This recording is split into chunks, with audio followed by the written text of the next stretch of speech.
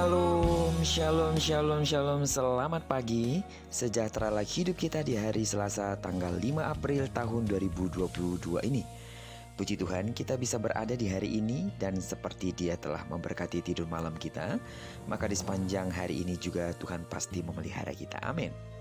Baiklah, sebelum kita melakukan semua aktivitas kita sepanjang hari ini, izinkan kembali Tuhan bicara melalui renungan kita yang akan tetap kita ambil dari pembacaan Alkitab satu hari satu pasal dari bacaan 42 hari bersama Ayub.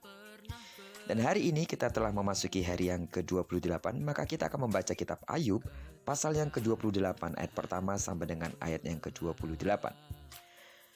Judul perenungan kita hari ini, Takutlah akan Tuhan. Sebagai pengantar renungan ini, saya akan coba bacakan untuk kita ayatnya yang ke-28. Tetapi kepada manusia ia berfirman, sesungguhnya takut akan Tuhan itulah hikmat, dan menjauhi kejahatan itulah akal budi. Sidang jemaat Tuhan yang saya kasih dalam nama Tuhan Yesus, takut akan Tuhan merupakan hal yang sangat penting dan mendasar yang harus dimiliki oleh anak-anak Tuhan. Sebab tanpa adanya takut akan Tuhan, kekristenan menjadi kehidupan yang semu, palsu, sia-sia, dan membawa kehancuran. Memiliki keintiman dengan Roh Kudus akan membuat rasa hormat dan takut akan Tuhan semakin dalam.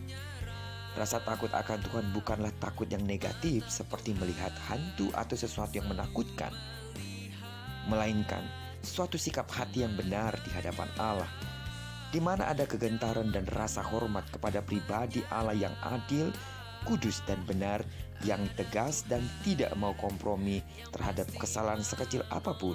Sekaligus, di dalam takut akan Tuhan ada kasih sayang Allah Bapa yang selalu menerima kita apa adanya, dan kita datang kepadanya seperti seorang anak datang kepada bapaknya dengan kasih dan keintiman. Dengan demikian, kita tidak jatuh dalam hal ekstrim yang terlalu menekankan berkat, damai, sejahtera, pengampunan, dan kasih Allah, sehingga kita kehilangan sikap hormat dan takut akan Tuhan. Hidup takut akan Tuhan membebaskan kita dari rasa takut terhadap apapun. Firman Tuhan katakan di dalam Amsal pasal 14 ayat 26, dalam takut akan Tuhan ada ketentraman yang besar, bahkan ada perlindungan bagi anak-anaknya.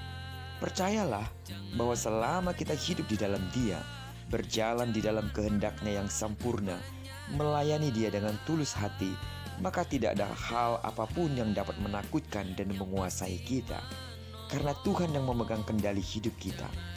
Karena itu marilah kita belajar seperti Ayub yang senantiasa menempatkan firman-Nya sebagai yang utama dalam hidupnya. Dan oleh karena menghormati Tuhan dan taat pada perintah-perintah-Nya, Tuhan memulihkan keadaan Ayub bahkan 2 kali lipat. Akhir kata seperti Pengkhotbah pasal 22 ayat 3 berkata, dari segala yang didengar ialah takut akan Allah dan berpeganglah pada perintah-perintah-Nya, karena ini adalah kewajiban setiap orang. Sidang jemaat Tuhan yang saya kasih dalam nama Tuhan Yesus, kiranya kita belajar untuk takut akan Tuhan. Takut akan Tuhan yang didasari pada penghormatan yang tulus dan sikap hati yang sungguh-sungguh ingin menyenangkan dan memuliakan Dia, Allah yang kita panggil di dalam nama Yesus sebagai Bapa yang kekal, yang akan terus menyatakan kemuliaan-Nya di dalam hidup kita. Terpujilah nama Tuhan. Kiranya perenungan kita hari ini sekali lagi mengawasi kita. Jadilah orang-orang yang takut akan Tuhan, karena itulah cerminan kita sebagai anak-anak Allah yang telah dikuduskan di dalam nama Tuhan Yesus. Terpujilah nama Tuhan.